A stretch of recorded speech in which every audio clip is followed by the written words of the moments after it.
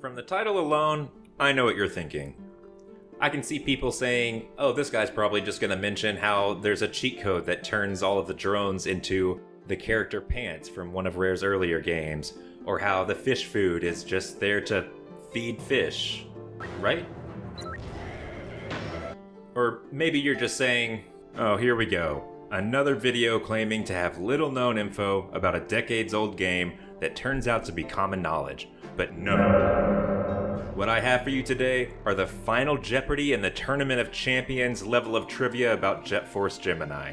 If you even knew one of these facts, leave a comment telling me how I'm not some wise old sage dispensing secrets. If you already knew all 10, you must have worked on the game yourself. Number 1. In the PAL version of the game, there's a typo in Vela's hatch key description. Not only is this locked behind an item description, but you would have to be playing the PAL, meaning European, release of the game to even be able to spot it. What's especially weird is that the PAL version came out a little over 2 weeks after the North American release, meaning someone had to go in and edit the text to be wrong. Number 2.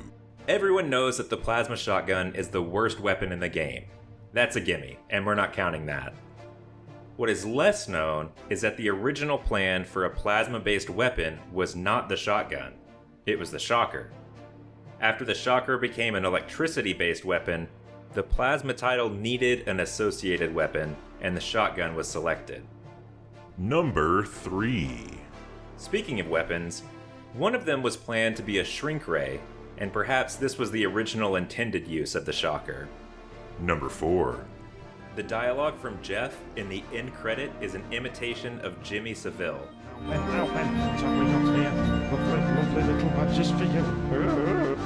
a British television and radio figure. In hindsight, it's probably best that most people think that Jeff's voice in that scene is just random noises, considering what's come to light about that person.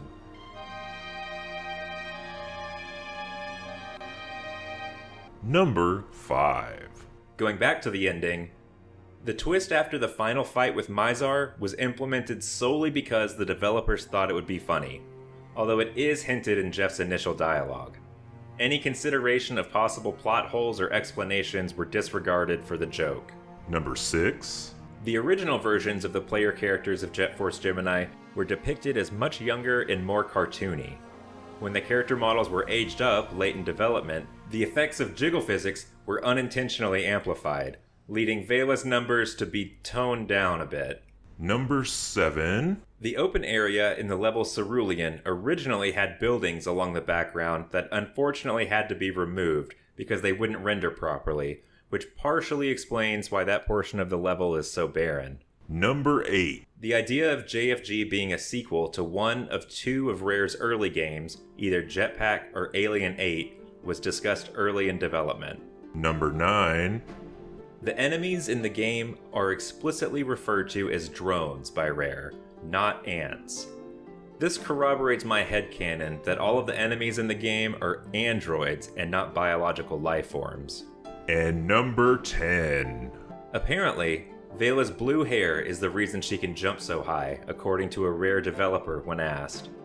This height advantage doesn't seem to help her grab ledges though, unfortunately. And there you have it. 10 things that you likely never knew about Force Gemini, and 10 things you probably never needed to know. Either way, if you like Force Gemini content, be sure to hit subscribe and like the video and the whole shebang. Otherwise, this whole room of tribals learns a whole new meaning to the term bear arms. And thanks for watching.